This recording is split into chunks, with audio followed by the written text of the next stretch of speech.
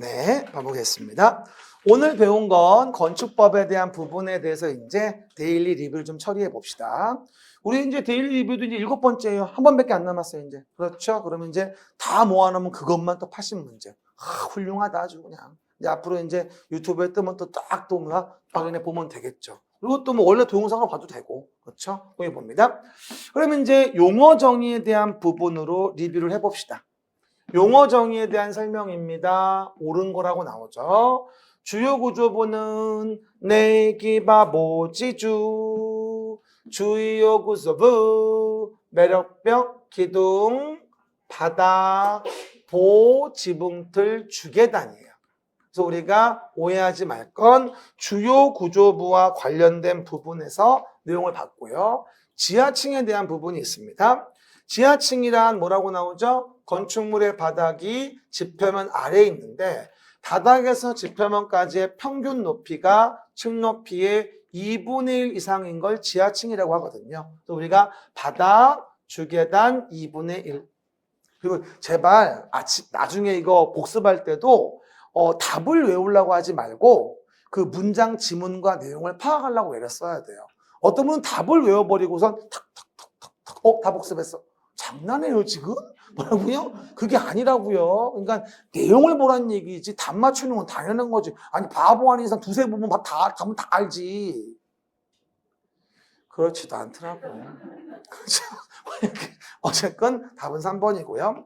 그 다음에 건축물 등에 대한 설명입니다. 봐봐요. 건축물 등. 이 문제도 아주 좋아요. 일단 봐봐요. 초고층 건축물이라고 물어봤는데 지금 51층으로 190m라고 나와 있어요. 그러면 이상이란 말이 있어요? 없어요? 없어요. 그럼 이상이란 말이 없으면 포인트가 범주에 들어갔냐를 물어보는 거야. 그럼 뭐가 되죠? 51층이 됐으니까 50층 이상이어서 초고층은 맞아요. 앞뒤 하나만 맞으면 되는 거거든. 두 번째, 16층 이상이래요. 이상 붙어 있죠? 그러면 다중이용 건축물 정의 물어보는 거라 조문 그대로 있어야 돼. 이상이 있으니까. 그럼 16층 이상이어야 맞는 거야. 다중이용 건축물. 세 번째 중요합니다. 준다중이용 건축물을 물어보는데 아까 했지. 교노동 위관상의 교육연구. 교노동 위관상의 교육연구는 준다중 이용만 해당돼. 그리고 16층 이상이 되면 이거는 다중이용이 돼버리기 때문에 내가 5층을 준 거야. 16층 이상이 아니라는 거지. 그리고 6,000제곱미터 인을 줬지. 그러면 이상이 안 붙었으니까 포인트를 준 거야. 그러면 1,000제곱미터 이상이면 되는 거거든. 교노동 위관장이 1,000 이상이면 준다중용이니까 3번 맞는 지문이야. 되게 어렵지. 잘 봐야 돼요. 아주 좋은 문제입니다. 네 번째 보시면 축조 신고하는 공작물이라고 한다면 건축물과 분리된 거고 4m를 초과하는 광고판, 광고탑은 맞는데 장식탑, 기념탑, 척탑은 초과니까 조문 그대로 가야 돼. 4m를 넘을 때가 돼야 돼. 사광장기첨이야. 시작. 사광장기첨. 초과란 말이 있으니까 조문 그대로 가져야 한답니다. 4m 넘을 때 축조 신고한다. 정답은 4번. 그리고 해당 내용 부분에서 5번 지문 보면 고층 건축물을 물어보는데 이상이란 말이 없죠. 그러면 25층으로서 120이니까 이건 포인트 물어본 거. 그럼 120m에 걸리니까 고층 맞아. 이렇게 푸는 거야 건축법은. 다시 얘기해. 이상, 이하, 초과, 미만 이런 단어가 나오면 조문 그대로 나와야 되고 그런 말이 없으면 포인트가 범주에 들어가 있나를 보란 얘기야. 이 연습을 열심히 해야 돼. 토달지 말고 그렇게 말하면 돼. 믿어요 그냥. 알았죠? 됐고요. 보얘기. 세 번째 봅시다. 건축 대수선입니다. 틀린 거. 1번. 기둥 2개를 증설했으면 증설이니까 2개만 돼도 대수선 되겠네. 근데 문제는 그래서 연면적 높이를 늘렸대. 그러면 증축이야. 대수선이 되려면 증계 재축에 해당하지 않아야 돼. 뭐라고요? 대수선 되려면 증계 재축에 해당하지 않아야만 대수선이니까 지금은 증축인 거야. 연면적 높이를 늘렸다잖아. 됐죠? 두 번째. 외벽의 마감 재료인데 30 이상을 수선 변경했대. 증설해체가 아니니까 수선 변경은 30 이상이 나와야 돼. 그리고 이상이니까 조문 그대로 나와야지. 이해 가셨죠? 그러면 대수선 맞는 지문. 세 번째, 기존 건물의 전부를 해체했대. 그리고 그 대지의 종전과 같은 규모의 범위에서 다시 축조했대. 그럼 개축이지. 저처럼 키워드 좀 잡아요. 그냥 읽으면 절대 빨리 문제를 못 골라. 키워드를 탁탁탁 잡아줘서 안 맞는데 이렇게 골라줘야 되는 거야. 그래야지 얼렁 풀어. 알겠으면 다시 안 봐도 위치 알 수 있는 거고. 그렇죠? 그 얘기들. 그 다음 4번. 천재지변 등에 대한 부분에 멸실됐대. 근데 다시 축조하는데 연면적 합계는 종전 규모 2하고 동수가 종전 규모를 초과했대. 그러면 원래는 재축이 아닌데 법령 조례에 적합했다고 한다면 이건 그냥 재축으로 봐주는 특례가 있어. 뭐만큼은 동수, 층수, 높이만큼은. 연면적 합계는 예외가 없어. 동수, 층수, 높이만큼은 법령 조례에 적합하다면 재해를 보신 분들이라 그냥 재축으로 봐주는 특례가 있다고. 아까 했지? 요 답 나와야 돼. 한번 기출될 겁니다. 그 다음에 5번. 건축물의 주요 구조부를 해체하지 않았답니다. 포인트 아니하고 같은 대지에서 다른 위치로 옮기는 거죠. 그러면 이전이죠. 됐죠? 정답은 4번입니다. 이 문제 아주 좋다. 내가 만들었지만 정말 칭찬하고 싶어요. 그러면 정답은 해당 내용 4번이고요. 그 다음에 3번 봅시다. 4번 문제. 건축물의 용도에 대한 설명입니다. 옳은 거라고 나와요. 건축물 용도도 제가 69페이지 왼쪽에서 매번 얘기하는 거 알고 있죠? 그럼 봐봐요. 무도장 카지노 영업소는 관광휴게가 아니라 위락시설이에요. 문화 및 집회시설, 전시장 동식물은 맞지만 오피스텔은 업무시설입니다. 그래서 옳지 않겠죠. 그 다음에 3번.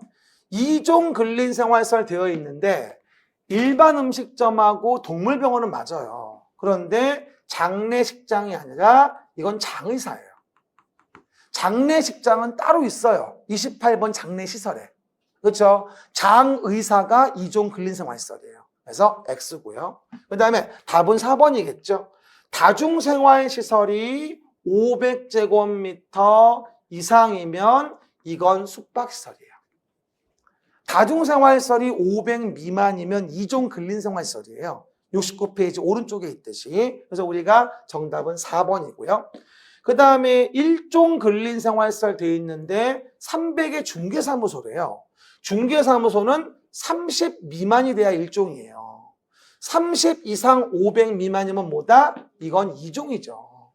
지금 300이니까 얼마예요? 30 이상 500 미만 사이에 있는 거잖아. 그럼 뭐가 되죠? 2종이라고 봐야죠. 그래서 저는 요번에 용도 분류 문제 굉장히 중요해 보여요. 그래서 꼭 좀 기억하시면서 봐주시면 되고요. 답은 4번, 5번입니다. 용도 변경 문제죠. 용도 변경 문제가 나오면 꼭 기억하실 거. 자산 전문 영격은 주그. 용도 변경 시작. 자산 전문 영격은 주그. 용도 변경이라고 해서 9가지의 용도 변경 군이 있어요. 그럼 우리가 대장 기재사항의 변경을 신청해야 한다는 말은 동일한 시설군 안에서 움직이는 걸 얘기하는 거예요. 동일한 시설군 안에서. 그럼 봐봐. 첫 번째, 단독주택이라는 거를 다가구주택으로 바꾼대요.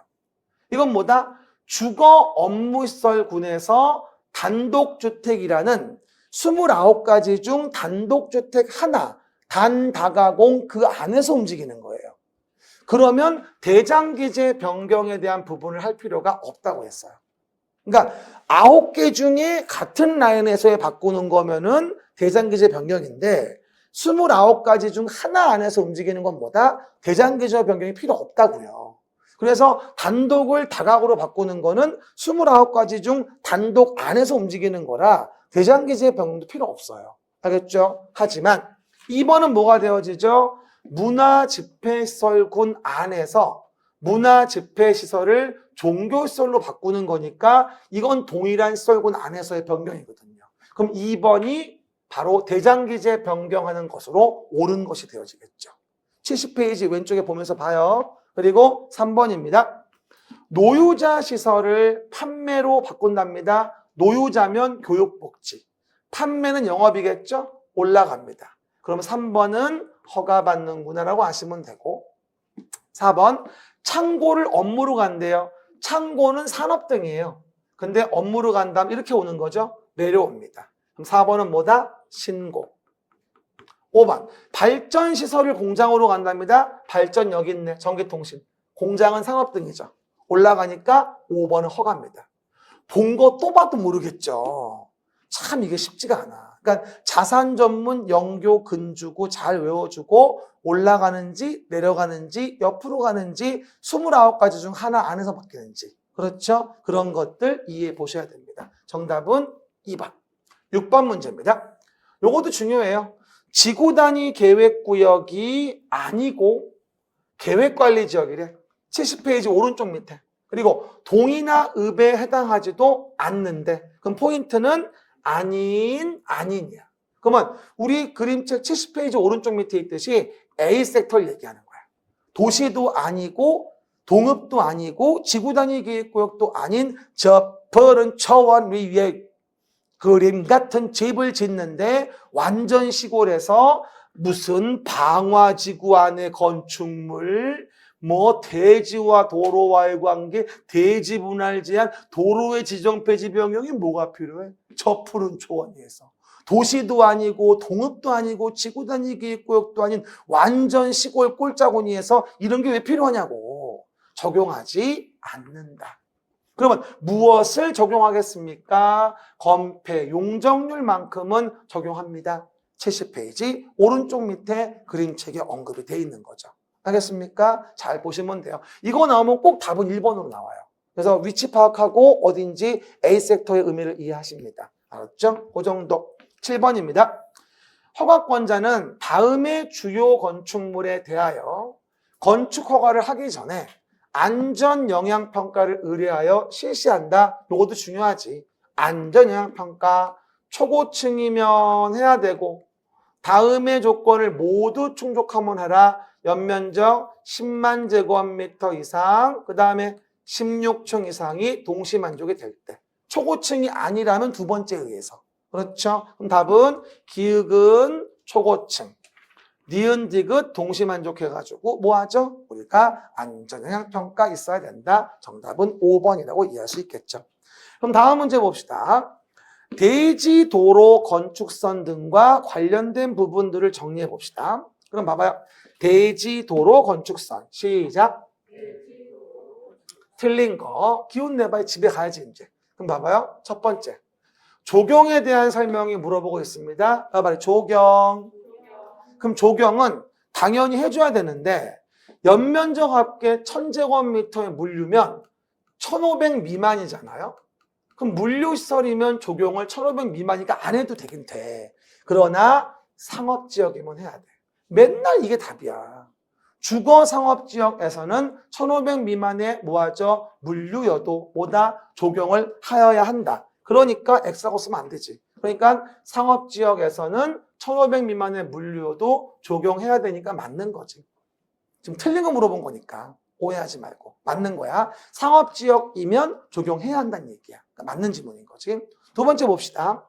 그럼 내용에서 공개공지 공간을 설치해야 한다고 나와요. 시작. 공개공지 공간을 설치해야 한다. 그러면 일반 주거, 준주거, 상업지역, 준공업지역이거든. 일반 공업은 공개공지를 만들 필요가 없어. 게다가 문종판 운업숙이니까 의료시설은 만들 필요가 없지. 그리고 바닥 면적 합계는 얼마? 5000제곱미터 이상일 때 만들어야 하는 것이고, 대지 면적의 몇 프로? 10% 범위 내에서 공개공지 공간을 만드는 거라 답은 2번이 되어져. 무려 4개나 틀렸어. 별이 몇 개? 4개나 틀렸어. 그런데도 이거를 맞는 걸로 골랐다면 정말 어려운 일을 또 한 번 해냈다. 이렇게 평가할 수 있다. 이제 재미없고. 세 번째. 허가권자는 이해관계인의 동의를 받기가 곤란해. 해외 거주하는 등으로. 그러면 동의받지 않고 건축위원회 심의를 거쳐서 도로를 지정할 수도 있어. 그쵸? 지정은 뭐다? 많아지면 좋은 거니까 심의 거쳐 정할 수도 있고요. 그 다음 4번. 연면적 합계가 5천인 공장의 대지는 6m 이상 도로에 4m 이상 접해야 한데 강화 규정이죠. 근데 공장은 뭐가 되죠? 3,000제곱미터 이상일 때는 얘기하는 거니까 5,000제곱미터인 거면 포인트 3,000 이상 됐거든. 맞는 지문인 거죠. 그렇죠? 그 다음에 5번. 도로면으로부터 높이가 4.5m 이하인 부분은 창문 같은 걸 열 때 건축선 수직면을 원래 넘으면 안 되는 거거든요. 근데 6m를 줬잖아요. 그럼 4.5 이하가 아니잖아. 그러면 넘을 수 있다니까 맞는 거예요. 4.5 이하가 아니니까. 됐죠? 4.5 이하면 1층 부분이라 지나가는 삐뿔들 문 열면 머리 부딪히거든. 근데 6m면 4.5 넘었잖아. 그럼 안 넘어와도 되는 거지. 그렇죠? 그래서 우리가 이렇게 문제 하나하나가 정말 예술적으로 이렇게 조성이 돼 있죠. 절대 쉬운 문제가 아니야, 이거. 이건 거의 5문제 물어본 것 같은 거야. 내용 자체가. 그래서 잘 보시면 되고 1번 다시 얘기하면 상업지역이니까 1,500 미만의 물류도 적용하는 게 맞다 이 얘기야. 알았죠? 그 얘기. 그 다음 9번입니다. 건축 제한 설명입니다. 건축 제한 틀린 거. 첫 번째, 층의 구분이 명확하지 아니하다. 4m마다 한 개 층. 땡큐. 부분에 따라 층수가 다르다. 가장 많은 층수를 건축물 층수로 본다. 평균 내는 거 아니야? 왜? 그래야 규제가 쉬워져. 그렇죠? 그 다음에 3번. 목사모. 이제 아는 거 나왔네. 목사모. 점점 들어가는 거야, 아는 게. 그러면서 문제 푸는 묘미가 생기는 거지. 그러면 구조안전 서류를 착공신고하는 때 허가권자에 제출해줘야 되겠죠? 목사모. 그럼 목사모는 뭐도 있지, 아까? 내진 능력 공개 의무도 있는 거고. 알겠죠? 그냥 건물은 얼마지? 2층 200. 목조면 목사모. 그렇죠? 보액인. 그리고 소유자 등. 이건 누구 얘기하는 거야? 토지 건물 소유자 지상권자. 전원의 합의로 지구단위 계획구역에서 건축 대수선 리모델링에 대한 협정, 건축 협정 체결할 수 있지. 체결할 땐 전원 합의, 폐지할 땐 과반수. 이해가셨죠? 그 얘기. 그 다음에 5번. 공업지역에서 대지 간 최단거리 100m 범위 내 2개 대지 건축주가 합의했을 때 용적률을 통합 적용하는 걸 결합건축이라고 하는데 이건 상업지역이나 역세권 개발구역 같은 걸 얘기하는 거지 공업지역을 얘기하는 게 아니야. 용적률 통합 적용. 어디다? 상업지역에서. 시작. 용적률 통합 적용 어디에서? 상업지역에서. 이거 한번 나와야 돼. 결합건축. 알겠습니까? 기억해 보시고요. 10번의 이행강제금도 요번에 또 중요하죠. 이행강제금. 표정들이 다 중요하대. 저 자식은 다 중요하대. 이러면서 중요한 것만 모아놔서 그래요. 오해하지 말고. 내가 예쁜 사람이 아니거든. 그렇죠? 1번. 그러면 건축물이 용적률을 초과하여 건축된 경우 제곱미터당 시가표준액의 100분의 50에 해당하는 금액의 위반 면적을 곱한 금액의 90%에 해당하는 강제금을 부과한다. 완벽하네요. 그렇죠? 두 번째, 영리 목적에 대한 위반이나 상습적 위반 등이면 산출된 강제금의 100분의 100의 범위에서 지자체의 조례로 가중하여야 한다라고 하죠. 100분의 100. 그 다음에 3번, 연면적 85 이하 주거용 건축물 등은 산출된 강제금의 2분의 1 범위에서 조례가 정하는 금액을 부과한다. 85가 아니라 60. 강화된 거야. 2년 전에 이행강제금은 강화된 거야. 하도 위반자가 많고 말을 안 들어먹고 콧방귀를 끼니까 나름 세게 강화한 건데 내가 보기엔 약해 이것도. 좀 더 세야지 말을 잘 들어먹어. 그렇죠? 어쨌건 100 요거하고 60 가정된 거 기억하시면 되고요. 답은 3번. 그 다음에 4번은 뭐가 될까요? 허가권자는 최초 시정명령 있은 날 기준으로 1년의 이외 이내 반복하여 강제금을 부과할 수 있고 그리고 허락권자는 시정명령 받은 자가 이를 이행하여도 이미 부과된 강제금은 징수하여야 한다. 시작. 이미 부과된 강제금은 징수하여야 한다고 얘기합니다. 그리고 11번에 중요하죠. 이번에 모의고사 문제입니다. 건축 분쟁 전문위원회입니다. 틀린 거. 이거 나와야 돼. 첫 번째, 조정 재정을 위하여 어디? 분쟁 전문위원회는 국토교통부에 두는 거야. 아까 민원 전문위원회는 어디 뒀지? 시도시군구. 이거는 국토교통부에 두는 겁니다. 그리고 건축 관계자, 누구였더라? 아까 관계자? 건축주, 설계자, 시공자, 감리자. 이게 건축 관계자야. 그럼 관계자와 인근 주민 간의 분쟁을 조정 재정하고, 그리고 조정 신청을 받으면 얼마? 60일 이내 절차를 맞춰야지. 재정 신청은 2배, 120일 이내. 그리고 재정은 5명, 조정은 3명. 그러니까 맞지. 하지만 5번에서 뭐라고 나온다? 당사자가 조정안을 수락하고 조정서에 기명날인 한 경우에는 지체 없이 재판상 화해 절차를 신청해야 한다. 피곤하다. 그렇죠? 재판상 화해 절차는 화해와 동일한 효력을 갖는다고 했기 때문에 또 신청할 필요가 없죠. 따라해봐요. 조정서의 내용은 시작. 재판상 화해와 동일한 효력을 갖는다. 그러니까 다시 재판상 화해 절차를 신청해야 한다는 말은 아닌 거죠. 알겠습니까? 그래서 오늘 배운 거 쫙 한번 리뷰해봤습니다. 다음 주는 종강이니까요. 기대하시고 주택법하고 농지법 마무리합니다. 수고하셨습니다. 감사합니다.